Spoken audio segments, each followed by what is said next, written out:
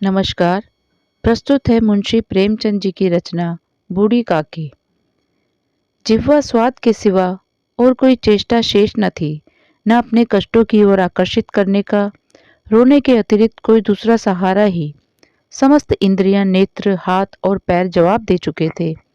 पृथ्वी पर पड़ी रहती, घर वाले कोई बात उनकी इच्छा के प्रतिकूल करते, भोजन का समय टल जाता या उसका परिमाण पूर्ण न होता, अथवा बाजार से आई कोई वस्तु और न मिलती तो ये रोने लगती थी।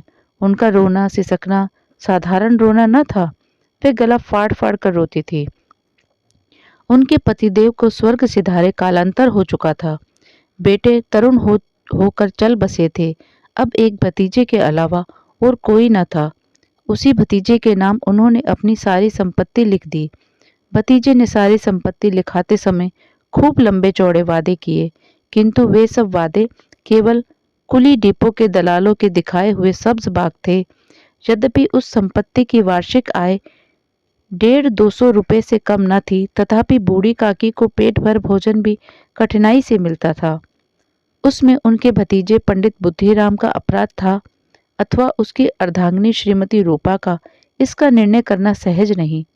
बुद्धिराम स्वभाव के सज्जन थे, किंतु उसी समय तक जब तक कि उनके कोष पर आंच न आए। रूपा स्वभाव से तीव्र थी सही, पर ईश्वर से डरती थी। अतएव बूढ़ी काकी को उसकी तीव्रता उतनी न खलती थी जितनी बुद्धिराम की भलमानस साहत। बुद्धिराम को कभी कभी अपने अत्याचार का खेद होता था। विचारते कि इसी संपत्ति के कारण मैं इस समय भला मानुष बना बैठा हूँ। यदि भौतिक आश्वासन और सुखी सहानुभूति से स्थिति में सुधार हो सकता हो, उन्हें कदाचित कोई आपत्ति न होती, परंतु विशेष वय का भय उनकी सुचेष्टा को दबाए रखता था। यहाँ तक कि यदि द्वार पर कोई भला आदमी बैठा होता और बूढ़ी काकी उस समय अपना राग अलापने लगती, तो वे आग हो जाते और घर में आकर उन्हें जोर से डांटते। लड़कों को बुढ़े से स्वाभाविक विद्वेष होता ही है, और फिर जब माता पिता का यह रंग देखने तो वे बूढ़ी काकी को और सताया करते। कोई चुटकी काटकर भागता, कोई इस पर पानी की कुल्ली कर देता। काकी चीख मारकर रोती, परंतु यह बात प्रसिद्ध थी कि वह केवल खाने के लिए रोती है। अतएव उनके संताप और आर्तनाद पर कोई ध्यान नहीं देता था। हाँ, काकी क्रोधातुर होकर बच्चों को गालियां देने लगती तो रूपा घटनास्थल पर आकर पहुंचती थी। इस भय से काकी अपनी जिह्वा कृपाण का कदाचित ही प्रयोग करती थी। यद्यपि उपद्रव शांति का यह उपाय रोने से कहीं अधिक उपयुक्त था। संपूर्ण परिवार में यदि काकी से किसी को अनुराग था तो वह बुद्धिराम की छोटी लड़की लाडली थी। लाडली अपने दोनों भाइयों के भय से अपने हिस्से की मिठाई चवैना बूढ़ी काकी के पास बैठकर खाया करती थी। यही उसका रक्षागार था, और यद्यपि काकी की शरण उसकी लोलुपता के कारण बहुत महंगी पड़ती थी, तथापि भाइयों के अन्याय से सुरक्षा कहीं सुलभ थी। तो बस यही इसी स्वार्थ अनुकूलता ने उन दोनों में सहानुभूति का आरोपण कर दिया था। रात का समय था। बुद्धिराम के द्वार पर शहनाई बज रही थी और गांव के बच्चों का झुंड विस्मयपूर्ण नेत्रों से गाने का रसास्वादन कर रहा था। चार पाइयों पर मेहमान विश्राम करते हुए नाइयों से मुक्कियां लगवा रहे थे। समीप खड़ा भाट विरुदावली सुना रहा था और कुछ भावज्ञ मेहमानों की वाह वाह पर ऐसा खुश हो रहा था मानो इस वाह वाह का यथार्थ में वही अधिकारी है। दो एक अंग्रेजी पढ़े हुए नवयुवक इन व्यवहारों से उदासीन थे। वे इस गवार मंडली में बोलना अथवा सम्मिलित होना अपनी प्रतिष्ठा के प्रतिकूल समझते थे।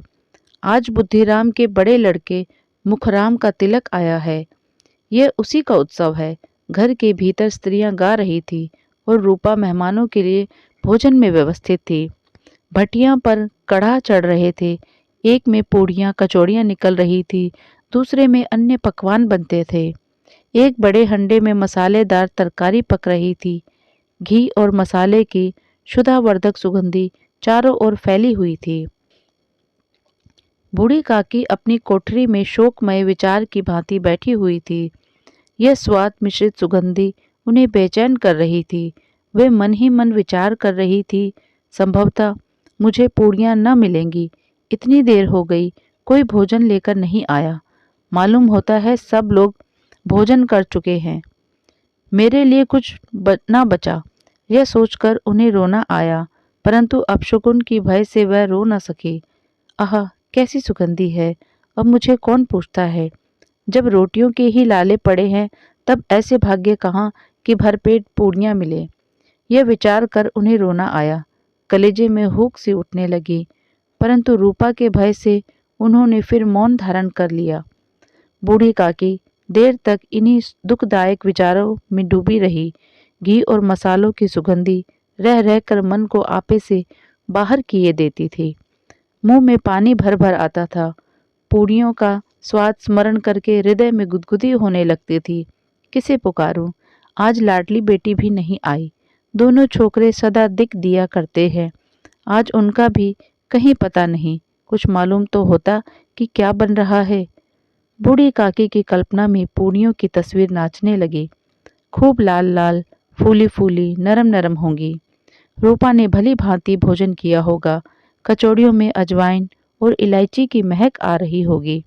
एक पूड़ी मिलती तो जरा हाथ में लेकर देखती। क्यों न चलकर कढ़ा के सामने ही बैठूं। पूड़ियाँ छन छन कर तैयार होंगी।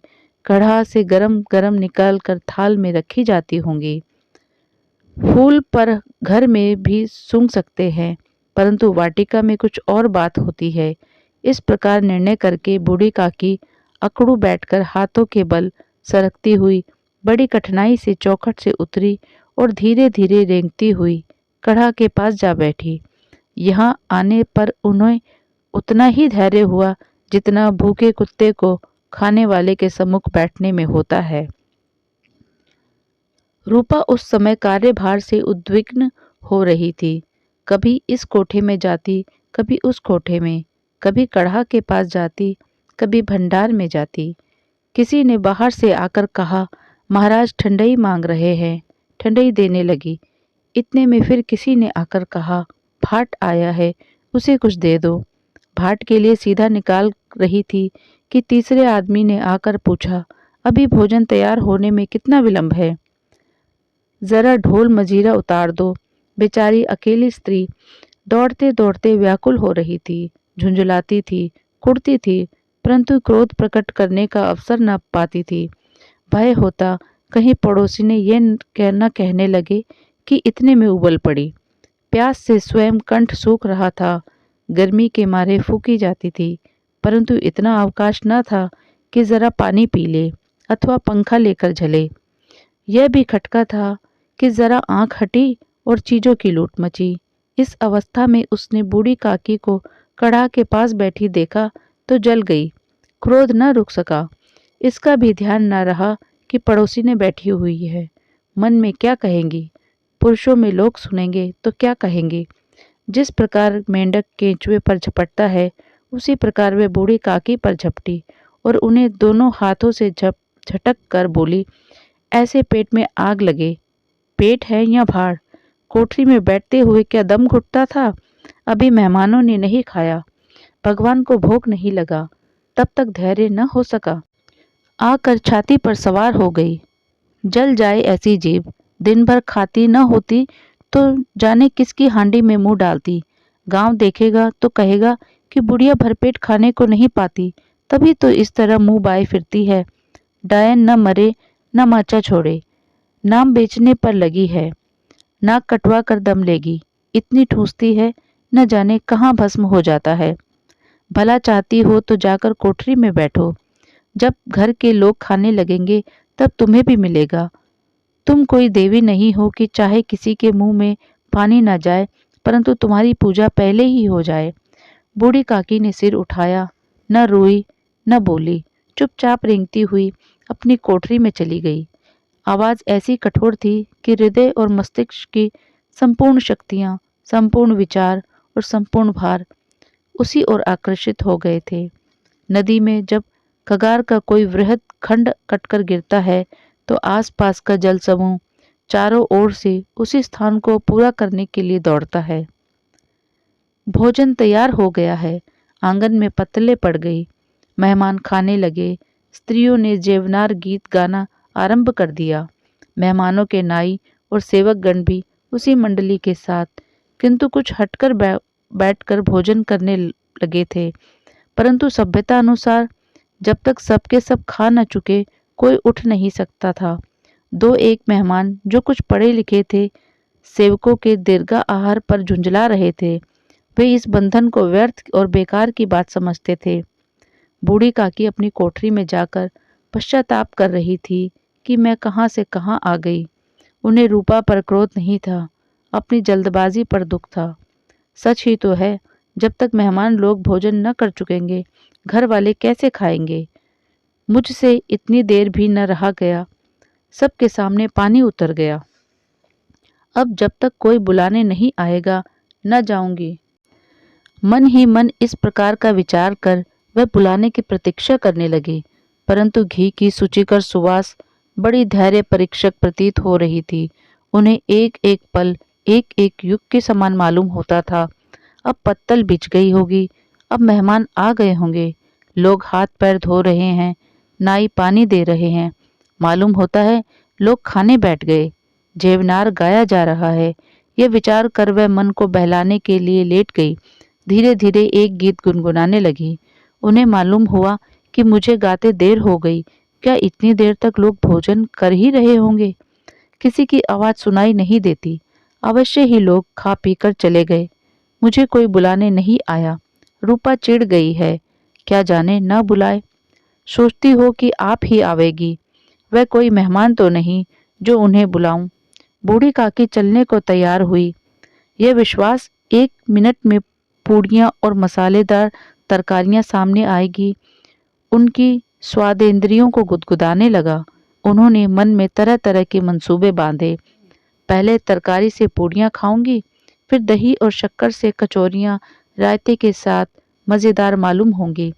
चाहे कोई बुरा माने चाहे भला, मैं तो मांग मांग कर खाऊंगी। यही ना लोग कहेंगे कि इन्हें विचार नहीं। कहा करे, इतने दिन के बाद पूड़ियाँ मिल रही हैं तो मुंह झूठा करके थोड़े ही उठ जाऊंगी। वह अकड़ू बैठकर सरकते हुए आंगन में आई, परंतु हाय दुर्भाग्य, अभिलाषा ने अपने पुराने स्वभाव के अनुसार समय की मिथ्या कल्पना की थी। मेहमान मंडली अभी बैठी हुई थी। कोई खाकर उंगलियां चाटता था, कोई तिरछे नेत्रों से देखता था कि और लोग अभी खा रहे हैं या नहीं। कोई इस चिंता में था कि पत्तल और परंतु दूसरा दोना मांगते संकोच करता था कि इतने में बूढ़ी काकी रेंगती हुई उनके बीच में आ पहुंची। कोई आदमी चौंक कर उठ खड़े हुए पुकारने लगे, अरे ये बुढ़िया कौन है? यहाँ कहाँ से आ गई? देखो किसी को छू न दे।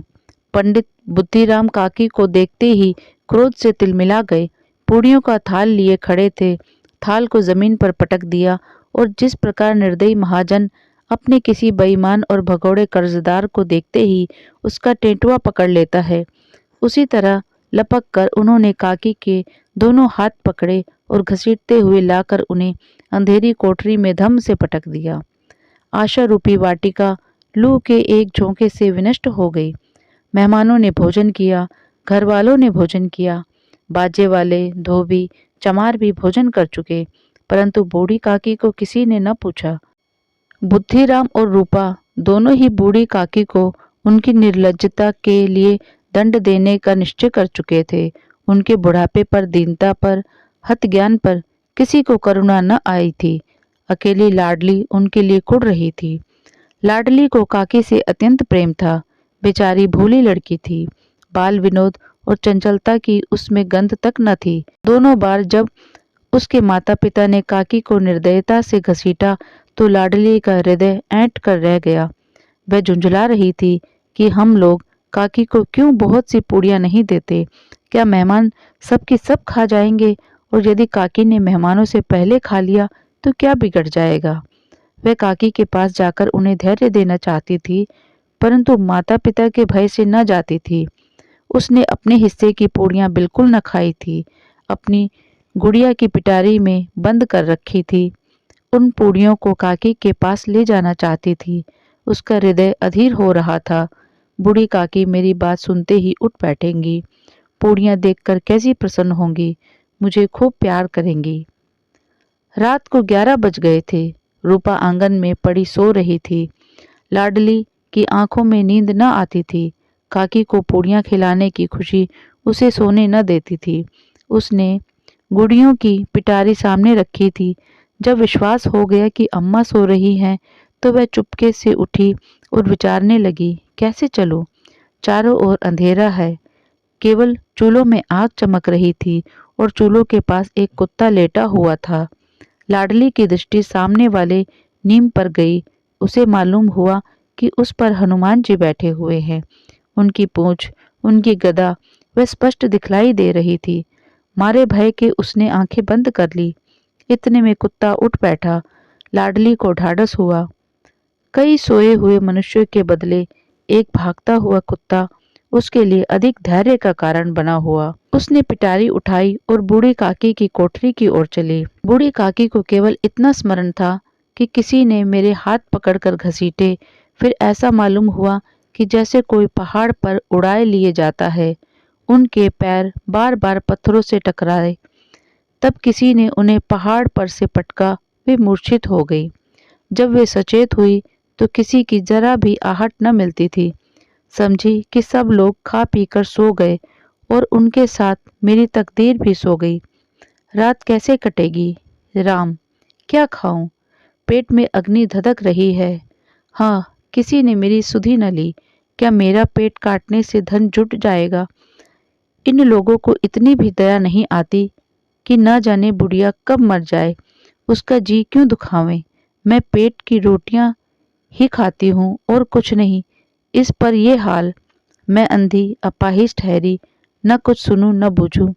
यदि आंगन में चली गई तो क्या बुद्धिराम से इतना कहते न बनता था कि काकी, अभी लोग खाना खा रहे हैं, फिर आना। मुझे घसीटा, पटका। उन्हीं पूड़ियों के लिए रूपा ने सबके सामने गालियां दी।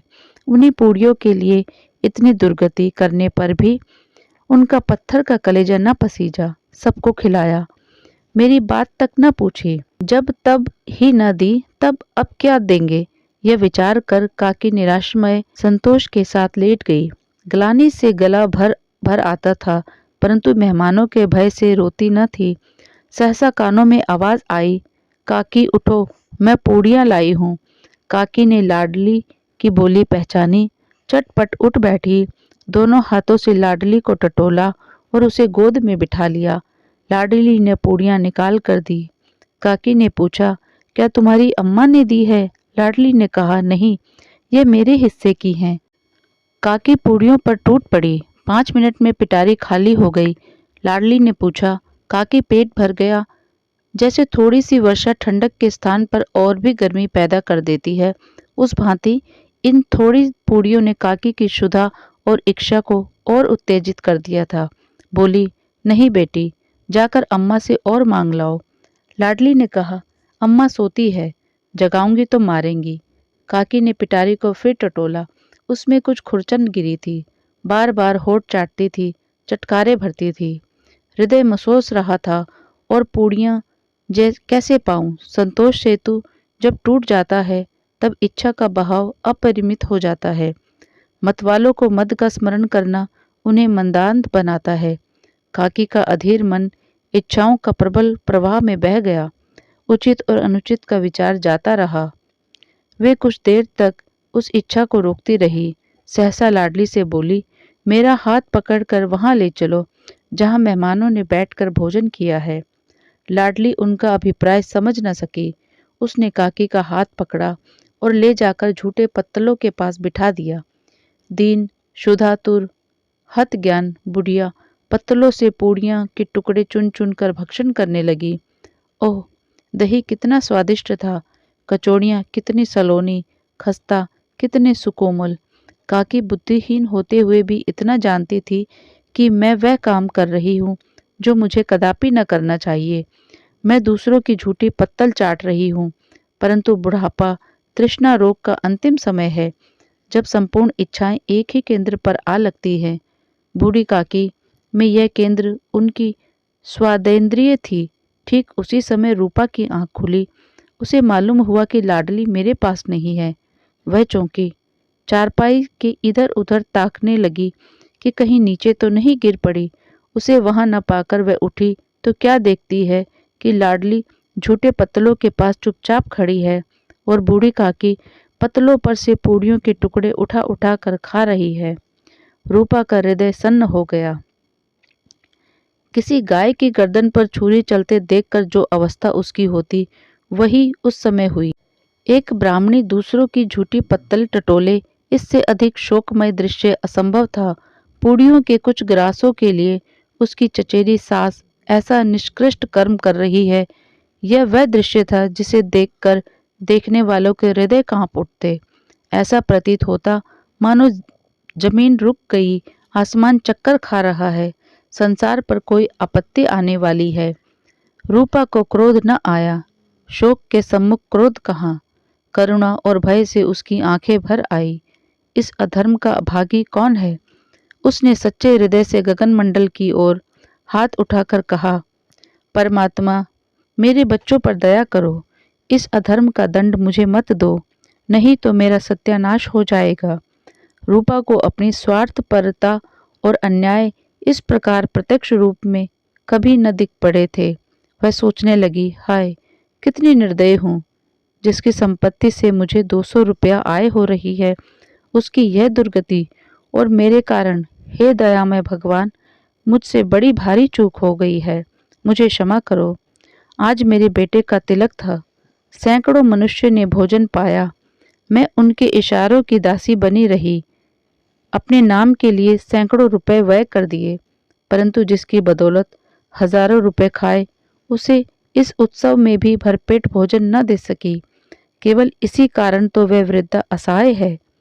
रूपा ने दिया जलाया, अपने भंडार का द्वार खोला और एक थाली में संपूर्ण सामग्री सजाकर बूढ़ी काकी की ओर चली। आधी रात जा चुकी थी। आकाश पर तारों के थाल सजे हुए थे और उन पर बैठे हुए देवगण स्वर्गीय पदार्थ सजा रहे थे, परंतु उसमें किसी को वह परमानंद प्राप्त न हो सकता था जो बूढ़ी काकी को अपने सम्मुख थाल देखकर प्राप्त हुआ। रूपा ने कंठारुद्ध स्वर में कहा, काकी उठो, भोजन कर लो। मुझसे आज बड़ी भूल हुई, उसका बुरा न मानना। परमात्मा से प्रार्थना कर दो कि वह मेरा अपराध क्षमा कर दे। भोले भोले बच्चों की भांति जो मिठाइयाँ पाकर मार और तिरस्कार सब भूल जाता है, बूढ़ी काकी वैसे ही सब भुलाकर बैठी हुई खाना खा रही थी। उनके एक एक रोए से सच्ची सदिच्छाएं निकल रही थी और रूपा बैठी स्वर्गीय दृश्य का आनंद लेने में निमग्न थी।